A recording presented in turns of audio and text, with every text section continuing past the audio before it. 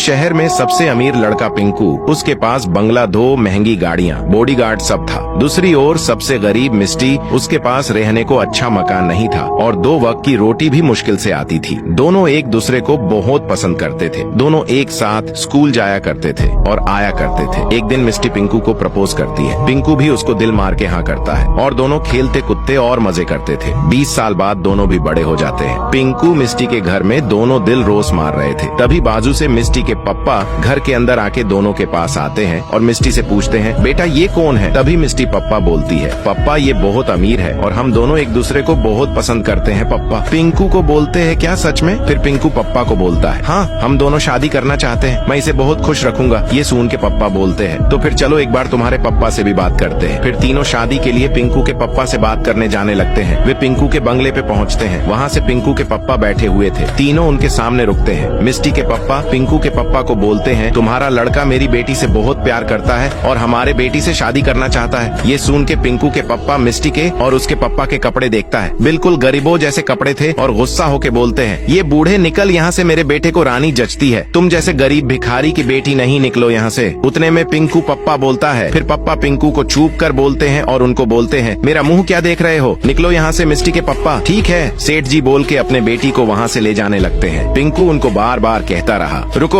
मेरे पापा को दिल पर मत लो, एक बार सुनो तो सही अंकल। पिंकू फिर अपने पप्पा के पास उदासी से आता है और उनको बोलता है, पप्पा ये अपने क्या किया? पर पप्पा गुस्से से बोले, चल ऊपर निकल। फिर पिंकू रोते रोते भाग के घर के अंदर चला जाता है और कमरे में मिस्टी के फोटो को देख के उसको याद करने लगता है और दुख दूर करने के लिए दारू पीने लगता है और फूट फूट के रोता है। उसने 3-4 बोतल दारू पी ली थी। उसके फोटो को देख के रो के बोलता है, मिस्टी आ जाओ ना मिस्टी, मेरे पप्पा की बात को दिल पर मत लो, चलो मिस्टी तुम्हारे पसंदीदा मोमोज खाने चले। कुछ महीनों बाद पिंकू मिस्टी के घर से गुजर रहा था। तभी उसके घर में से 2 बच्चे और मिस्टी घर के बाहर निकलते हैं और जाने लगते, जो कि मिस्टी के ही बच्चे थे और उसने शादी कर ली थी। ये सुन के पिंकू का दिल पूरी तरीके से टूट जाता है। वो रास्ते पर गियर गियर के रोने लगता है। वह टेंशन के मारे बार में फिर से दारू पीने लगता है। वे इस बार 7 से 8 बोतल पी लेता है। इतनी दारू पीने के वजह से वो वहीं बेहोश हो जाता है। उसको एम्बुलेंस के मदद से हॉस्पिटल में लेके आते हैं। वहाँ पे नर्स उसको ठीक करती है। पिंकू कुछ देर में ठीक हो जाता है और उठ जाता है। नर्स उसको बोलती है, सर आपने ज्यादा दारू पी ली थी, इसलिए आपको बड़ी बीमारी हुई है और आपके पास सिर्फ 10 मिनट है। ये सुन के पिंकू उठ के हॉस्पिटल के बाहर हिलते डुलते जाने लगता है। नर्स उसको रुकाती रही, सर आपकी हालत बहुत खराब है। पिंकू आखिरी बार मिस्टी के घर पे हिलते डुलते आता है और बोलता है, मिस्टी देख एक बार मिलने बाहर आ, प्लीज मिस्टी मुझे एक बार तुमको देखना है। पर जाते जाते पिंकू वहीं पर मर जाता है। मिस्टी घर के बाहर भाग के आती है कि पिंकू को मरा देखती है और रो के बोलती है, पिंकू मुझे माफ कर दे, उठ जा।